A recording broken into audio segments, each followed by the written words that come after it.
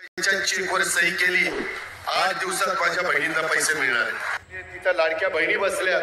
मला त्यांना सांगायचंय, कधी कधी आमच्याबद्दल गैरसमज विरोधक पसरवतात. लाडकी बहीण आम्ही दर महिन्याला तुम्हाला 1,500 रुपये देतो.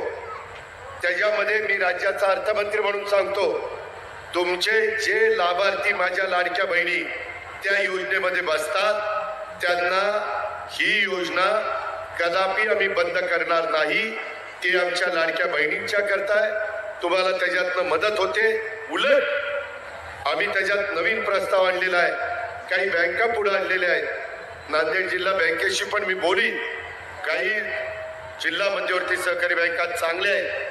तिथं आमचे दर महिन्याला 1,500 रुपये त्या भगिनीला जातात. त्याच्याऐवजी त्या भगिनीला त्यांनी 30 ते 40 हजार रुपये द्यायचे आणि हप्ता त्याच्यातनं त्यांचा जाईल. 40-50 हजार रुपयाचं भांडवल जर तिला झालं तर त्याच्यातनं ती माझी बहीण काही ना काही स्वतःचा व्यवसाय करू शकेल आणि त्याच्यातनं स्वतःचं कुटुंब ती उभं करू शकेल. हे होऊ शकतं. महाराष्ट्रात काही बहिणींनी केलंय. मला माझ्या नांदेडच्या, मला माझ्या चव्हाणवाडीच्या परिसरातल्या बहिणींना सांगायचं आहे, तुम्ही पण त्या गोष्टीचा विचार करा.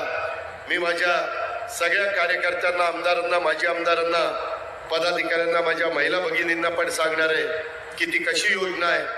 शेवटी किती सांगून प्रश्न सुटत नाही. त्याकरता काही कार्यक्रम द्यावा लागतो आणि तशा पद्धतीचा कार्यक्रम आम्ही लोकांनी दिलेला आहे. त्याचं स्वागत करून आपण त्याचा फायदा घेतला पाहिजे. अशा प्रकारची माझी आपल्याला सगळ्यांना विनंती आहे. त्याच्यावर लेंडी